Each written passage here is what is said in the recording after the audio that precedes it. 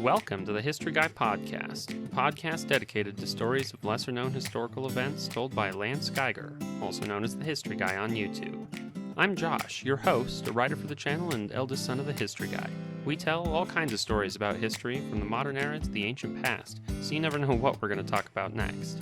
One thing you can be sure of, it is history that deserves to be remembered. This episode of Forgotten History is brought to you by Magellan TV, a new kind of streaming service dedicated to bringing you the best documentaries from around the world. Today we have something special for you, as our first story is exclusive to the podcast and hasn't been aired anywhere else.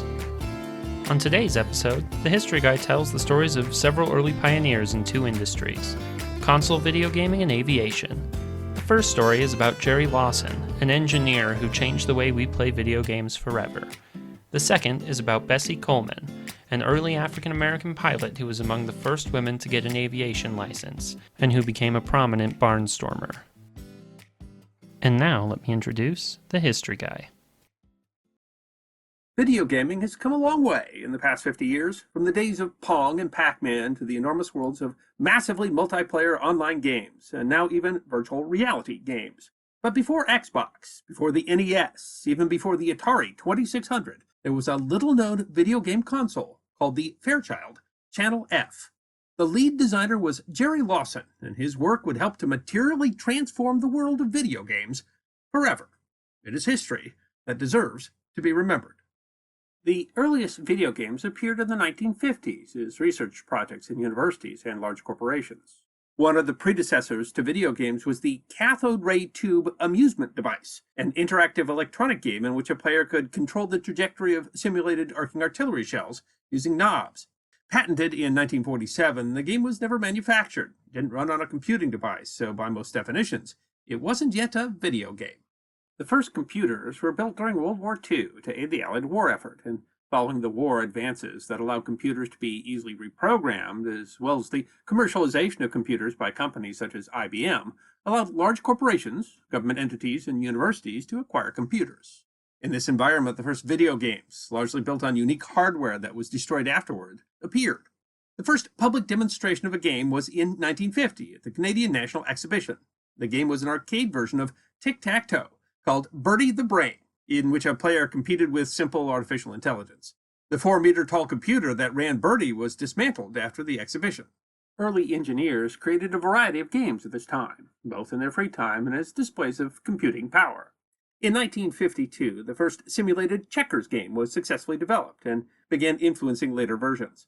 The earliest chess game in the 50s was rudimentary, as the computer that ran it wasn't sophisticated enough to play a full game and could only compute mate-in-two problems. The 50s saw significant improvements, such as games that could update graphics in real time. Perhaps the most famous milestone was the 1958 creation of Tennis for Two, which was a hit at Brookhaven National Laboratory's annual public exhibition, using computing that calculated trajectory with wind resistance. It used two handmade controllers that had a knob to control the trajectory of the ball and a button to hit the ball. Again, this game was dismantled after its creation and largely forgotten for years. University students developed more simple games, and war simulations and business management simulations were also designed. In the 1960s, Harvard and MIT students developed Space War, inspired by science fiction books. Users could control one of two spaceships that fought across the screen. This game was copied and played across academic institutions. The game was more widespread than any previous game, but still reached only a very limited audience. But it inspired others to design their own games. The 60s also saw the development of programming languages like BASIC, which allowed games to be designed and programmed for more than one specific computer. It was in the 1970s that a video game industry would finally be born, and Jerry Lawson was among the earliest designers. Born December 1st, 1940, in Brooklyn, Gerald Anderson Lawson's father was a dock worker and his mother worked for the city. His grandfather had been educated as a physicist, although he couldn't find work as one. They prioritized an education for their son, who became interested in ham radios and chemistry. Lawson would later credit his first-grade teacher with encouraging him to become something influential, like George Washington Carver. I had a picture of Carver on the wall next to my desk, and she said, "This could be you." "I'll never forget that woman for that," Lawson said.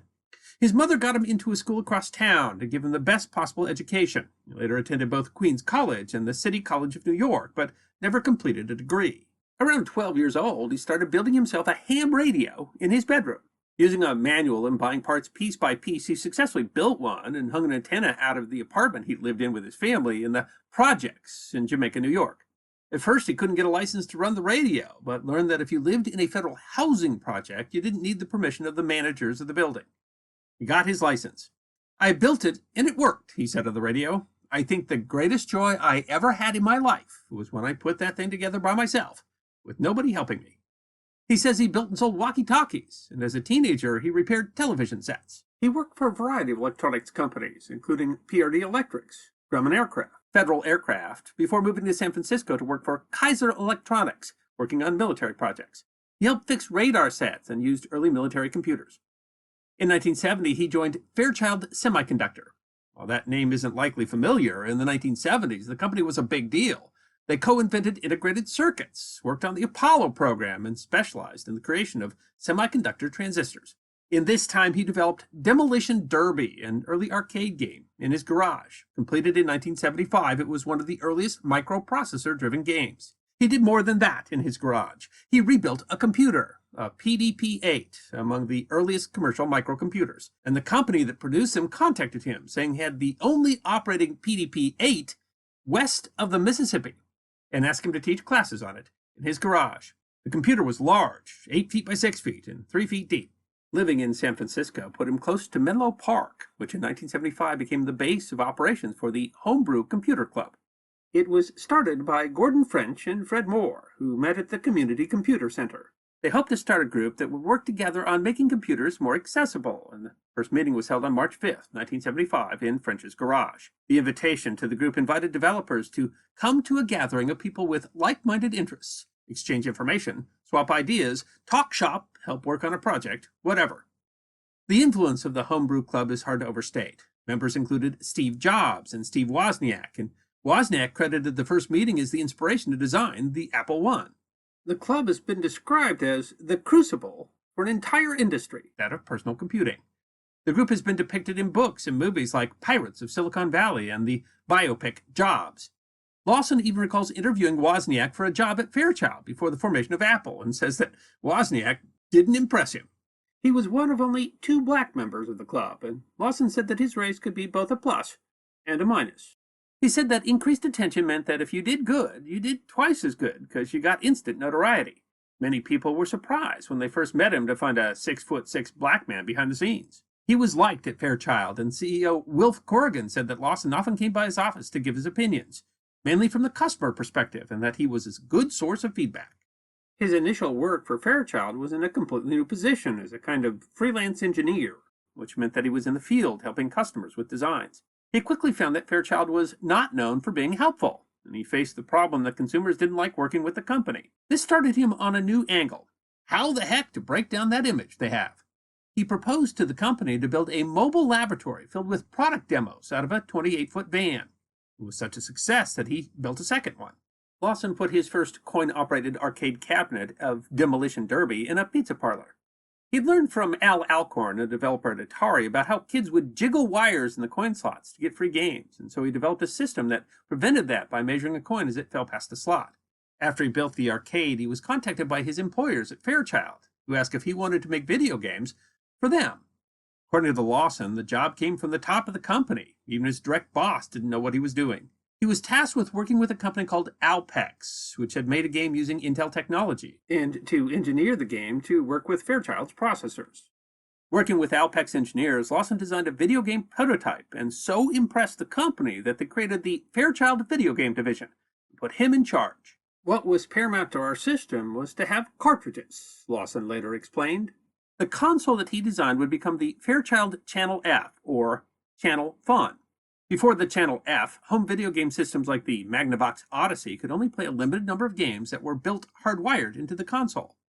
The Odyssey didn't even use a computer to run the game, something that simply wasn't possible due to the size and expense of computers. That all changed with the invention of the microprocessor.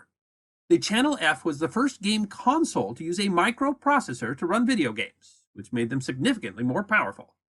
His team also had to work on how to make cartridges work without causing an explosion of the semiconductor device.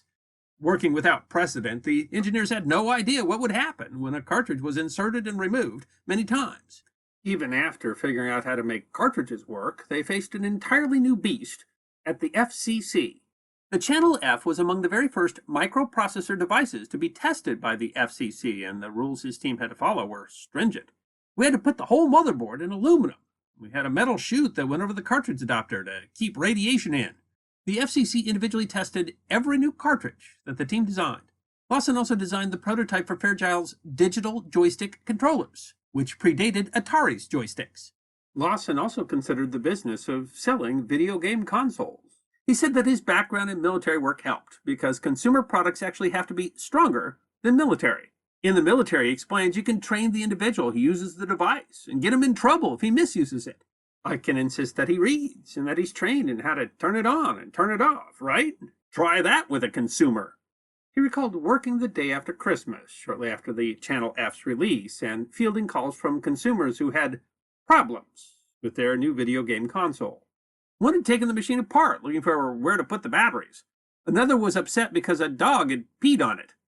Finally, with Lawson running out of patience, a woman called and complained that my game hums. Do you know why?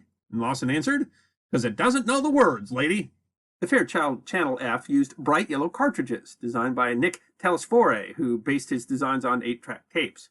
Lawson oversaw all the game designs, which included a maze game that played like later developed Pac-Man, blackjack, hockey and tennis, hangman, checkers, galactic space wars, and many others, with 27 cartridges made in total. It had only 64 bytes of RAM, a number which was sometimes augmented by the cartridges. The processor was powerful enough to allow for AI to play against players, another first for the home console market. The Channel F also introduced the pause button to video game consoles. The Channel F reached the market in November of 1976, a full year before the Atari video computer system.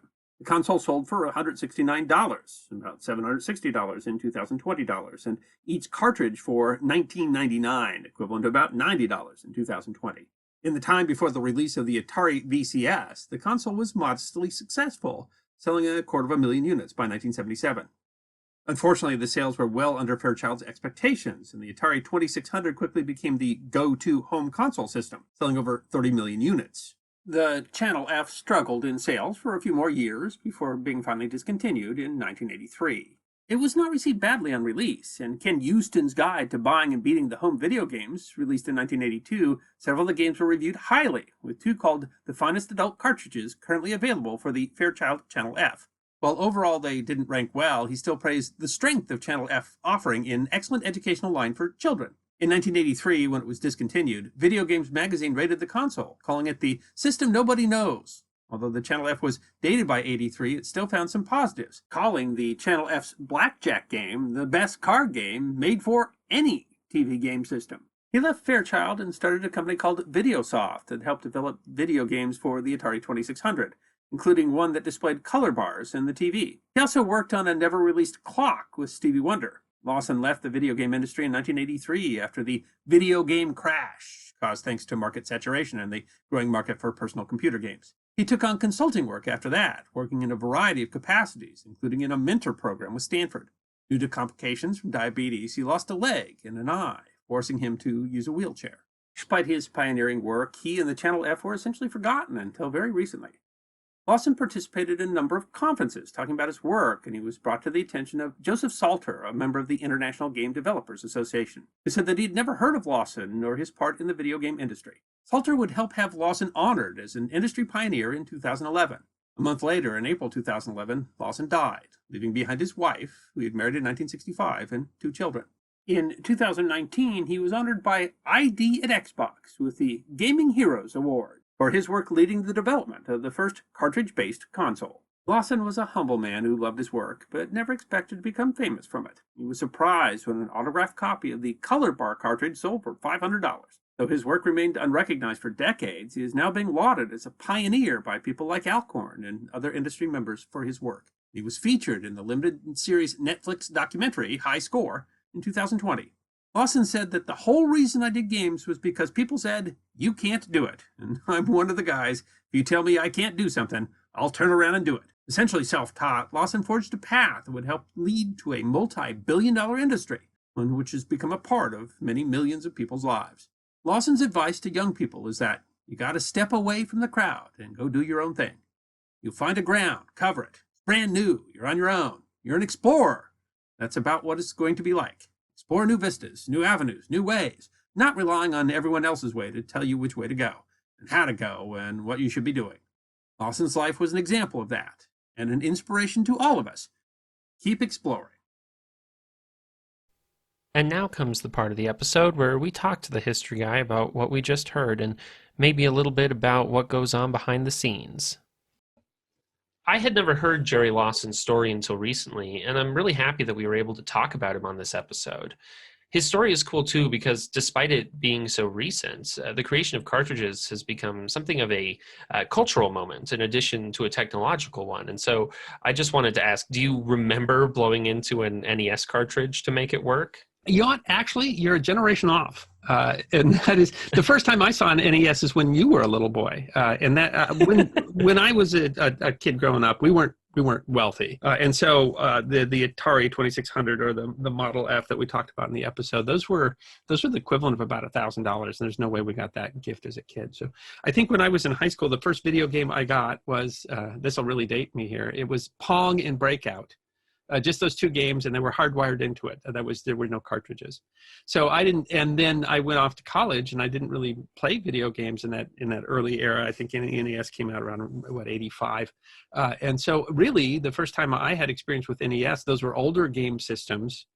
When you guys were kids, and we bought them because they were cheap, and you played a lot of NES and a lot of Sega Genesis, and the college students, because I was teaching at the university, my college students were the ones that really knew them. So it's funny, I have blown into those cartridges to make them work, but it's not like some part of my childhood. It's part of my adulthood. It's more part of your childhood. Where I had the chance to do that. It's a significant change. And it's funny because today, of course, we've moved away from that. We went to discs, and now we've gone to where you don't even have any object in your hand. So it's funny because your little sister, Willow, will probably not remember a world where you had some sort of cartridge or where you had to plug something into your machine in order to play the game. So it's funny that covered that specific generation that remembers it so vividly, but it's actually right after my generation. I think a lot of people my age didn't have cartridge games. I actually did just get an NES specifically for nostalgia reasons because I remember playing it. I had to keep an old TV because I have the zapper and it only works on old cathode ray TVs. You can't, the technology is very specifically based on the lines going across the screen apparently. Duck Hunt requires an old TV, does it? Yeah, you can't play it on the newfangled LCDs and stuff like that. Oh, it's funny. The dog laughs at you when you miss the ducks. Yeah, suddenly it's like ancient history, and that I think about that too. That kids, it doesn't even seem like we're that far apart, yet that stuff is not going to be a part of their lives at all. Yeah, it's funny, and it's a gap in generations. You and I have a very different experience with video games, just with this one generation in between us, and very different than your little sister is going to have. And it's a very fast-moving medium, and that's why that story of Jerry Lawson is so interesting. Is that he was there really at the start of what moved that along, and kind of when it first hit that push, where it was moving quickly downstream, he was really a big genesis of that. And so the canoe has moved so far down the stream that people forget that he was one of those that really gave it the push that allowed it to do that. Even the consoles they were designing 15 years later were incredibly different from what he was doing. I mean, he could start with, they were basically making these things in their garage. By the time of the Atari, they were massively manufacturing these things, and it became a completely different industry. I did want to take a moment to talk about the background of the YouTube show. Longtime viewers have probably noticed that you change what's on the shelves frequently. And I kind of wanted to ask if you had a favorite piece that you've put up there. I know there's so many of them, it's probably hard to choose. You've known me literally your whole life. And you know that I've always had trouble saying favorite. I mean, if you ask me what's my favorite color or my favorite ice cream flavor, I don't know. It changes. So I don't have one item up there that I like or is more important to me than any other item up there. I can say that the stuff behind me, it's more than just set decoration. It's all stuff that's really personal to me. Some of it's stuff that viewers have sent, obviously like the 100 challenge coins that are behind me, or the MiG helmet that people notice a lot. That was actually sent by a viewer, or the Mae West life jacket. Some of it's things that have to do with the family. You'll see a set of spurs sometimes. Those actually came from my father.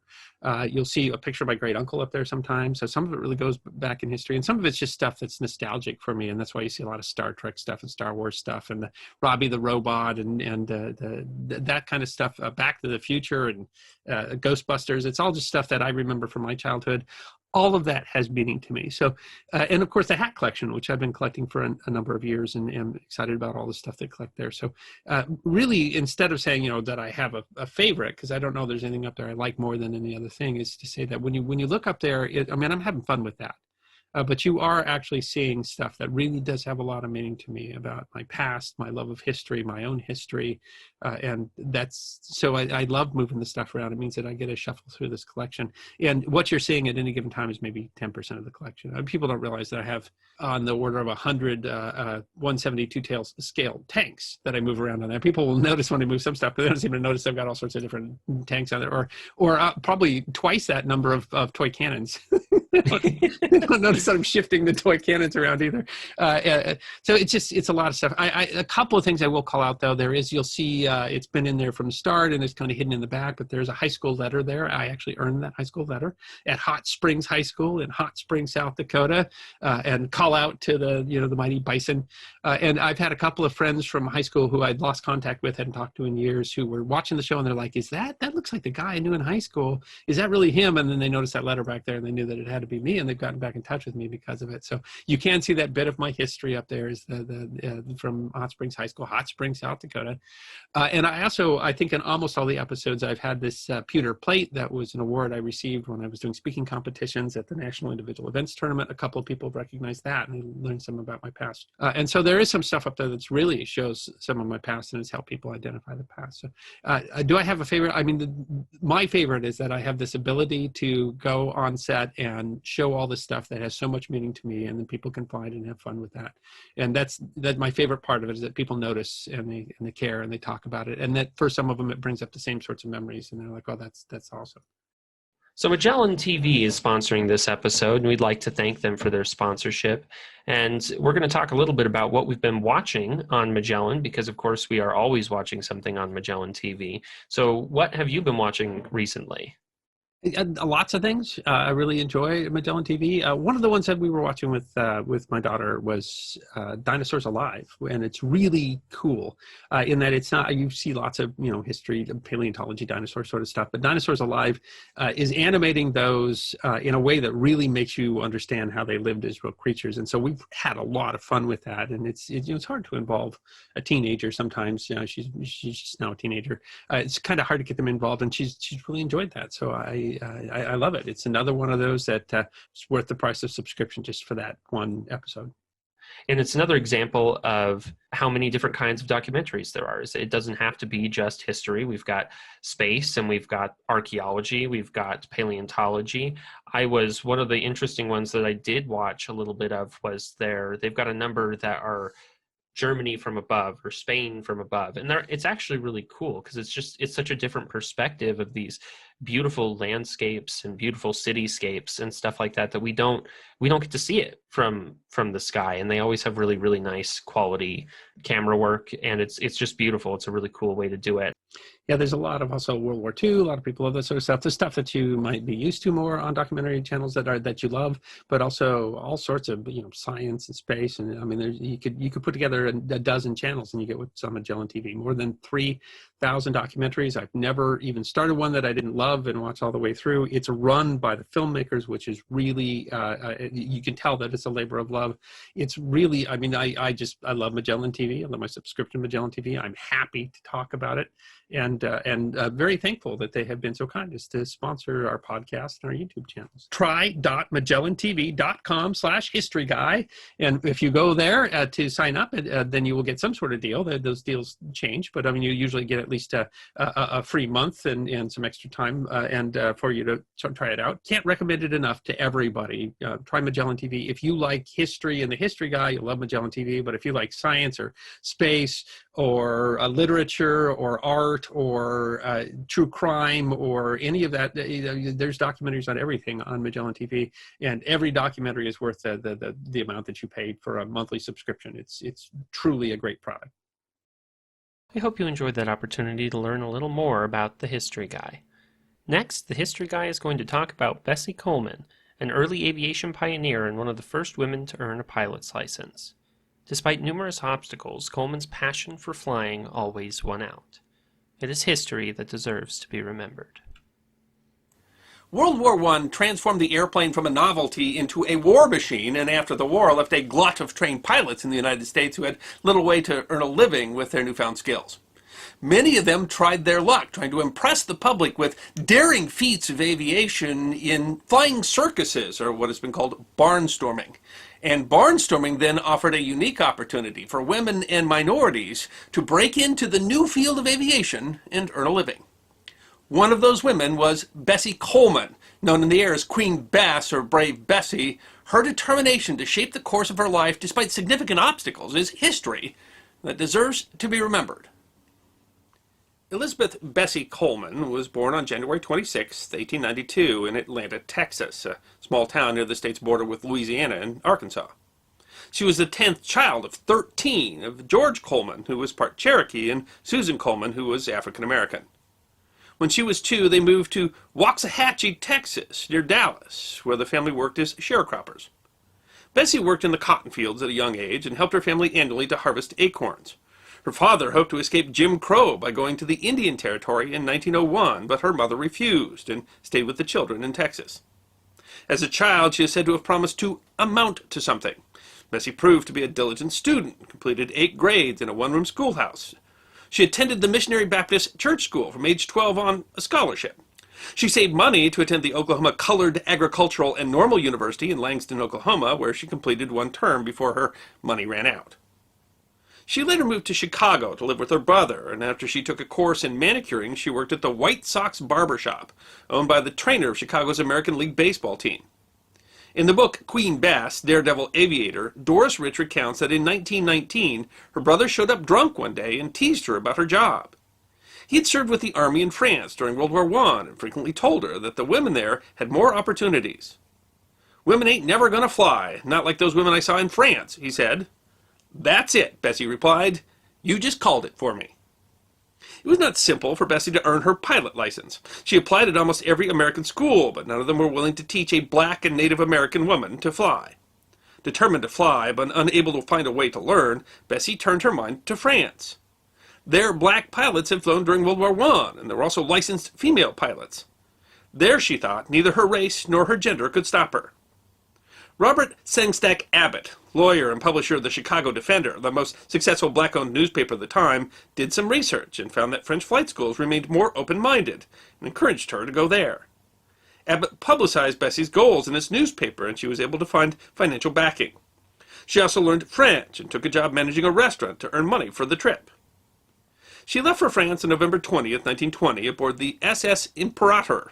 She was accepted at the School of Aviation of the brothers Caudron, managed by aviators and designers Gaston and René Caudron.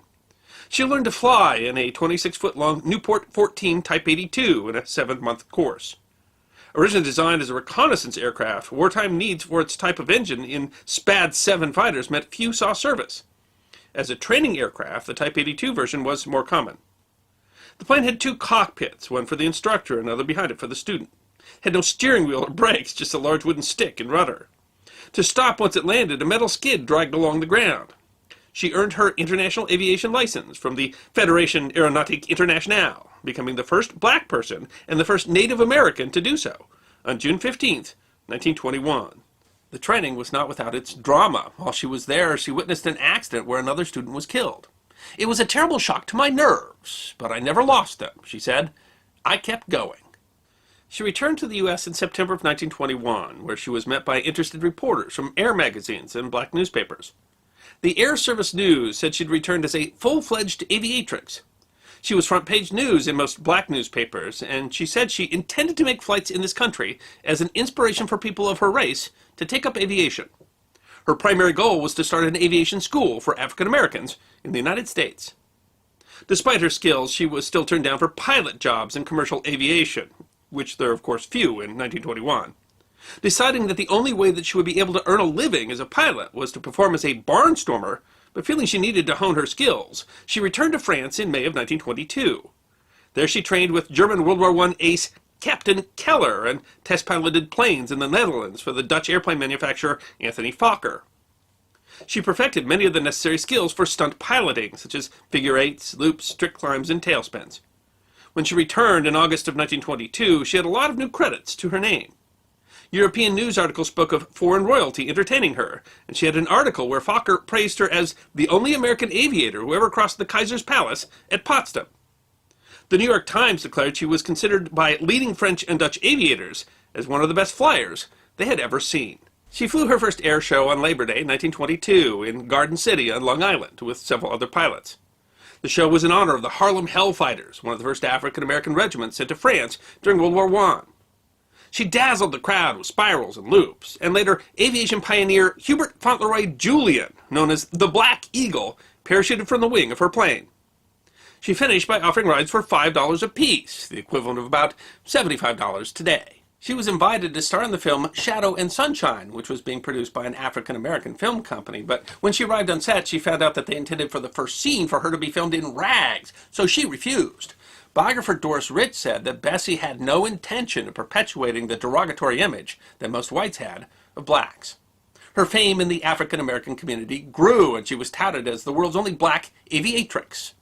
Her shows often had patriotic themes, and she continued to honor African-American regiments in her barnstorming career. Barnstorming pilots performed stunts alone or in groups as flying circuses, and the shows became hugely popular after World War I. Commercial jobs for pilots were limited, and for many performing tricks was the only way to earn a living as a pilot. Charles Foster Willard is considered the first barnstormer and is also credited as the first man to be shot down in an airplane when a farmer broke his propeller with a squirrel gun in June 1910. However, the performances wouldn't become popular until the 1920s. Barnstorming season ran from early spring until the harvest, when pilots would perform at county fairs.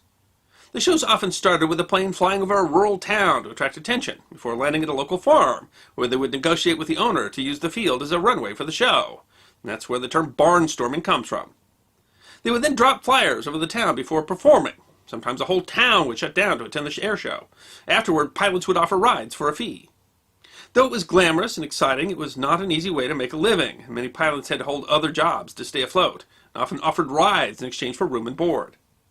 In addition to the basic tricks, pilots would fly through barns, while aerialists also did stunt parachuting, wing walking, and even mid-air transfers between planes. Some stunts even included playing tennis or doing target shooting while standing on the wings of the plane. Coleman loved her job. She said that the air is the only place free from prejudices. She was also a consummate showman and aware that the newspaper was her only way to sculpt public opinion and publicize her career. Throughout her career, she was guilty of telling many exaggerations and even outright falsehoods to dramatize her story, something she had in common with many of her contemporaries. Roscoe Turner, a speed pilot, regularly wore a lion tamer outfit when he performed and flew with his pet lion, Gilmore.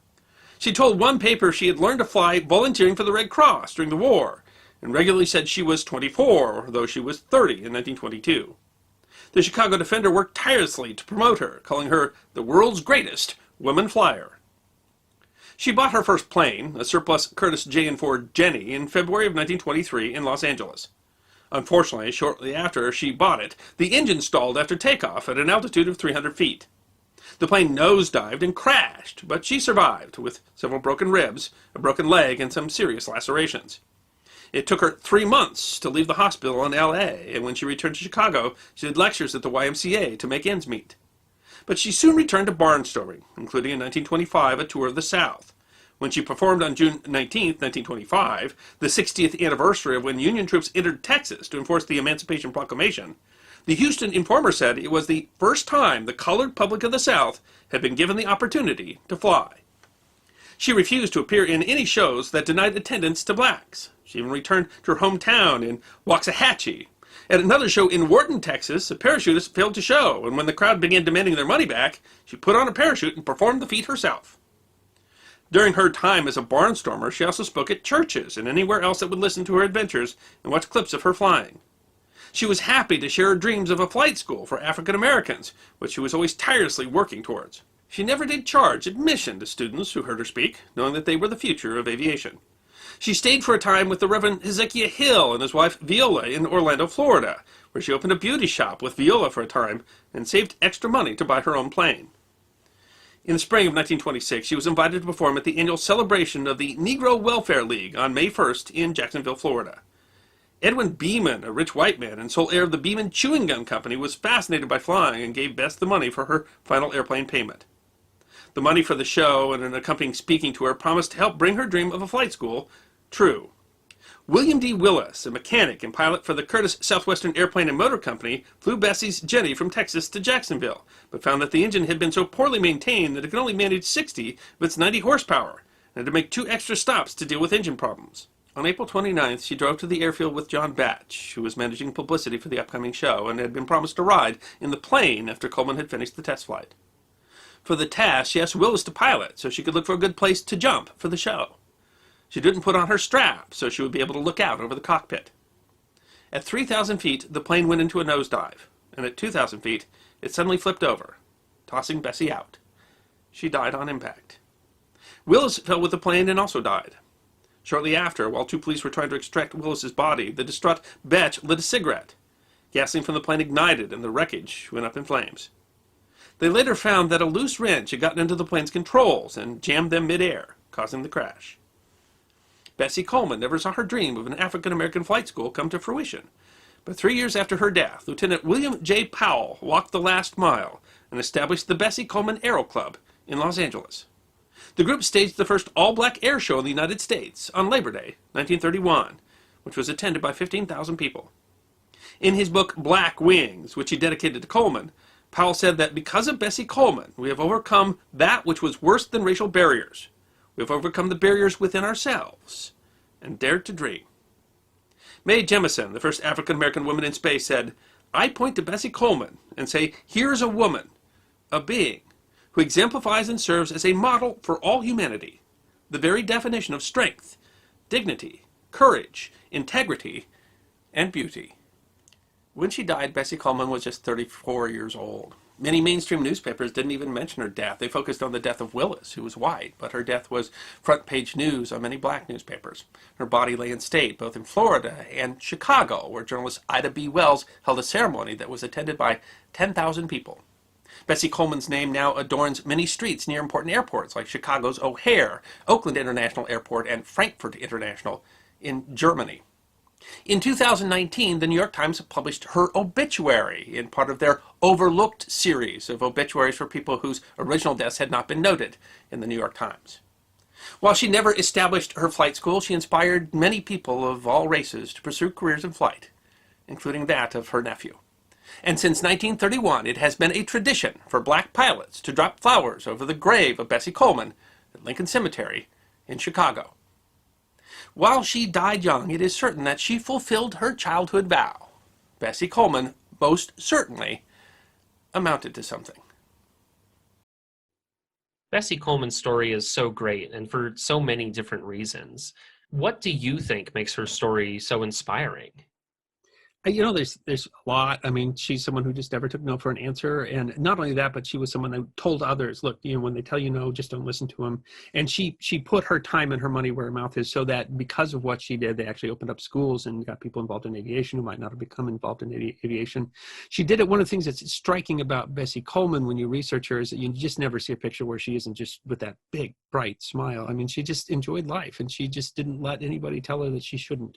And it's a tragic story too, because like so many early aviators, aviation got to her. I mean, you were doing a dangerous thing, and a wrench ended up costing her life.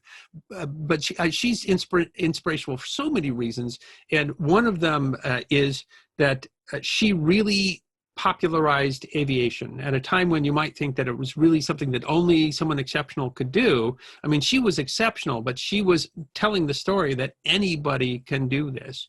And without, people doing that, aviation might not have become what it became. So, I mean, she truly had an important impact on that important technology and that history, because she was the sort of person who not only never took no for an answer, but went and did what people said that they couldn't do, and did it with a smile. And I mean, what's more inspirational than that? I mean, extraordinary person. If I could go back in history and talk to someone, I'd love to just talk to her and see, what she was like, because it's so extraordinary what she was doing at a time when, everybody said she shouldn't be able to do it.